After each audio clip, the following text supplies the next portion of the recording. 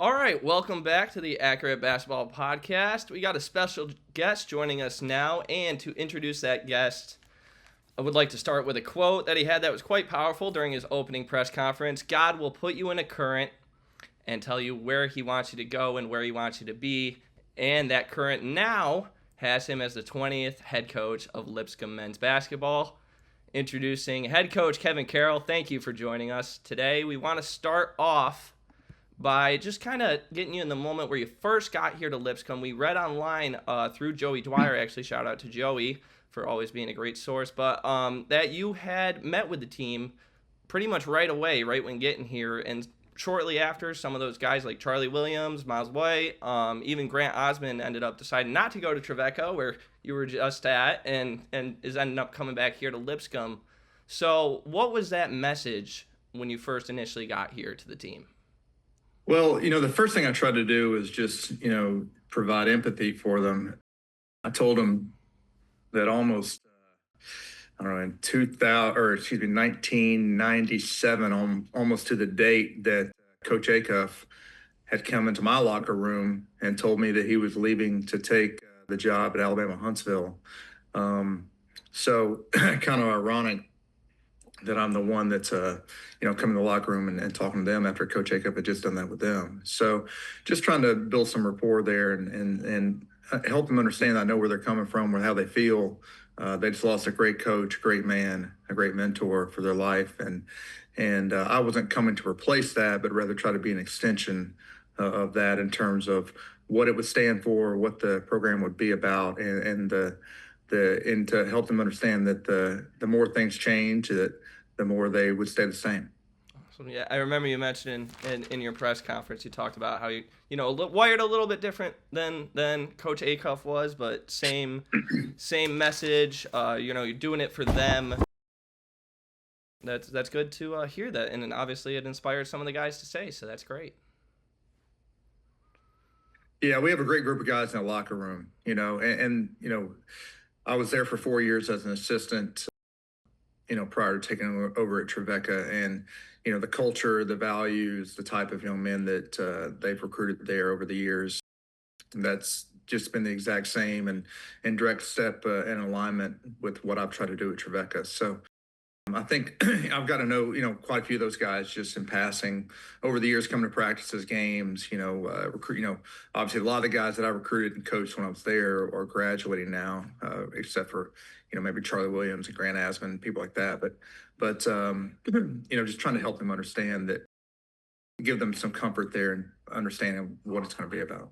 Nice. So, Coach, you had said that the standard going forward is to win conference championships. Beyond that, what top goals for the Lipscomb men's basketball program do you have in your inaugural season as head coach? Yeah, I think, the standard is the standard at Lipscomb, and that's to be knocking on the door every year, for a conference championship. And that's no slight on any other program in this league. I mean, there are some phenomenal coaches and programs in the ASUN, and it's only gotten stronger, since I got there 6 years ago. But at the same time, we feel like we're resourced in a way that we should be having the opportunity to compete for championships. At the same time, the message and the goals are really much greater than what the scoreboard says or what the box score says. Our whole goal is really to impact these guys in a way that will set them forward so that they can go build an army of difference makers in the lives of others, and that ultimately one day they're going to have a full funerals because of the number of people that they impacted. So I think that mission, that culture, that vision is really probably my biggest goal in terms of, setting that up for this coming year. And it's just been my experience that if you can get that going and get guys living their life that way, that you'll probably win a lot of basketball games. Absolutely.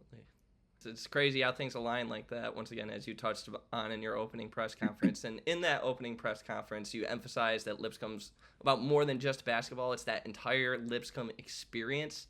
How do you plan on incorporating that philosophy into your recruiting and player development?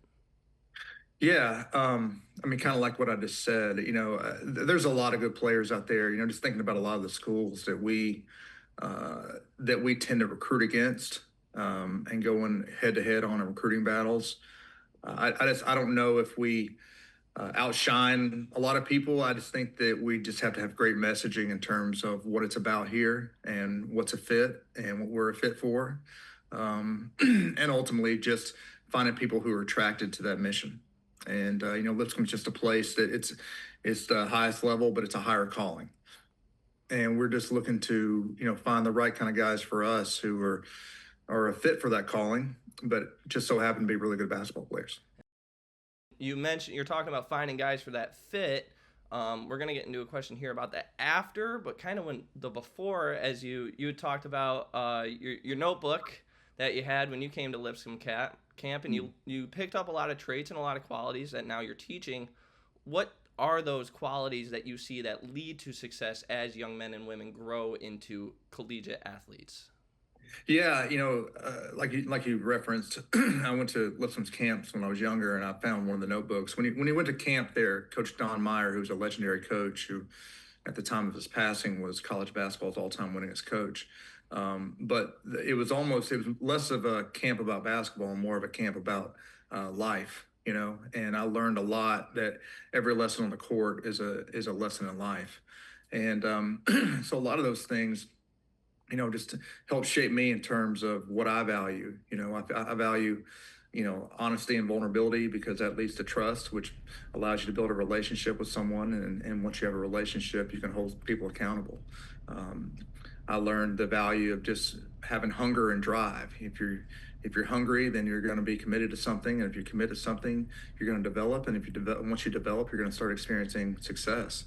And and just the value of humility. When you're humble, that's going to allow you to be selfless. And once you're selfless, then you're in a position to serve people. And once you have an entire locker room of people serving each other, you have this unbelievable level of connectivity and unity.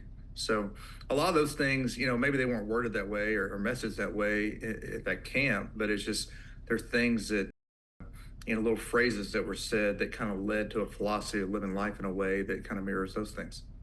Right, nice. So, as Curtis mentioned, what about after your men leave the program, whenever that is there anything you add to what you just had stated about what you'd like them to walk away with when they leave Lipscomb? Yeah, honestly, it's just a systematic approach. Like I said, being honest, hungry, and humble, that we feel like prepares you to, create accountability, create success, and create unity. And we just kind of have, over 25 years of coaching, I've kind of created this model of how to, build teams and what values you instill in teams and how, more importantly, how you live your life. And I just feel like that prepares you, like I said earlier, to go be able to impact a multitude of people. And that's really what we focus on more than what ball screen coverage to use or what player development system plan to incorporate or what recruiting tactics to put into place. It's more just about, hey, how can we ensure that we're teaching our guys to live life in a certain way so that's going to ensure that they have a life of significance, and a lot of times I think a lot of us, we're wired to, try to create a life of success for ourselves. But, I think we're just more invested in trying to create a life of significance. Absolutely. It's all about the people that you impact. And I remember, once again, you touching on that in your press conference, and speaks a lot about your character. One part of your character that you've mentioned, or not your character, but character that you hope people walk away with, is humbleness. And someone as humble as yourself, what you've displayed, probably is tired of hearing this, but for people at home, I want to, if they've never maybe gotten introduced to you or gotten to see what you've done in the past, I want to say that when you left Trevecca, Director of Athletics Mark Elliott said, truthfully, I wish we could clone him for our next head coach. And that's obviously huge praise. While leading that program at Trevecca, what lessons did you learn that built that successful program there and you're excited to bring back to you now at Lipscomb? Yeah, there's so much to be learned from there. I think every situation is different. It has their unique challenges. I think one thing a lot of people probably said to me during the process there was just like, hey, I don't know if I would take that job because they haven't had a lot of success, there in a long, long time, and that's not really a great opportunity for you to kind of build your coaching, path or whatnot. And I think probably the biggest thing I learned is just it's not your resources that are going to dictate your direction and your path nearly as much as it is the decisions that you make. And I felt like we were fortunate. We made some good decisions. We tried to keep the main thing in terms of what a program that I run values, and luckily that was in great alignment and with Trevecca. And the great thing about Lipscomb and why I felt like, while I'm not sure any other Division One AD in the country would hire me, I felt like this was a great fit because it has a similar mission and a similar vision for what's important. That's funny. Oh, I'm sure you'd get plenty of calls other places, but that's awesome to hear. And it seems like you found a really good fit for yourself here at Lipscomb. Obviously, being familiar with the program. Yeah, no, honestly, this is the job for me. This is my dream job. It's a faith-based institution. We have loved living in Nashville. I've lived all over the country in my coaching career, in some great places, but this has been our favorite. It's about 2 hours away from where I grew up, so it's as much of a homecoming as I'm probably ever going to get. And it really was the job that I felt like was the best fit for me. Very cool. It's turning to more of a basketball type of question. So last season under Coach Acuff, the team leaned really heavily on four core players and logged a lot of minutes. Those four players did. What's your vision from a team depth perspective for this upcoming season as you break in? Yeah, I think that can look a lot of different ways based on, how many players you feel comfortable with to play, heavy minutes. There were years at Lipscomb we played 10 guys, or 11 guys. There were years we played seven, and that really has a lot more to do with the roster that we are able to build and the guys' ability to catch on to what we do. So, at Trevecca this past year, I had two potential All-American candidates. Two guys that averaged over 20 points a game and shot over 40% from three and were extremely efficient. And it was hard at times to take them off the floor not because the other guys weren't good. It's just, hey, I had two of the best players in Division Two on the same team. So, there's a lot of different factors I think that go into that. I mean, ideally, you're going to need at least eight, five starters, a guard, a wing forward sub, and a center sub. But, I think that really has a lot more to do with just how many guys are deserving of minutes. Absolutely. No, that makes sense. And so, lastly, we just touched on basketball. We want to get into the faith part because you've been huge and you talk about it all the time, your faith. How has this game of basketball provided you opportunities to share and live out the Word of God? Yeah, the great thing is when you're, a coach, you've got a platform to provide your message, and I'll be honest, I loved being a Division Two basketball coach. I did it for 9 years as a head coach. That level is great because it can probably be a little bit more of who you are. At this level, there's different challenges. The game's different even than 2 years ago when I was here, in terms of how strongly the portal is utilized and NIL and just all these different things now that we're just kind of getting into place when I left.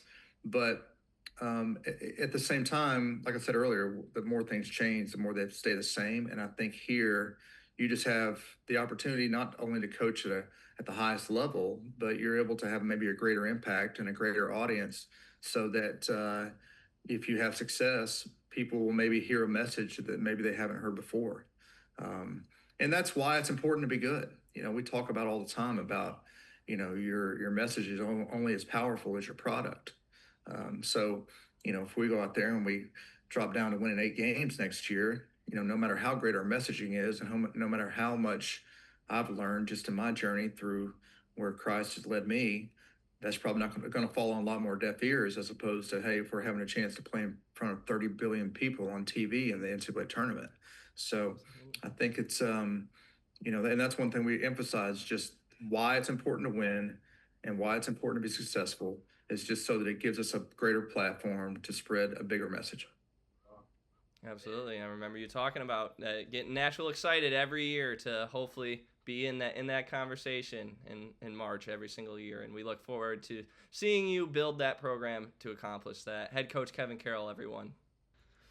We were both very impressed with Coach Carroll. We hope you are left impressed after the time that you got to spend with him just now as well. And that's going to do it for this episode of Acker Basketball. Thanks for staying with us. Before you go, we're going to put a link to Lipscomb actually right down here. You can go check out their website, go check out what they got going on down there, and we look forward to seeing you next time.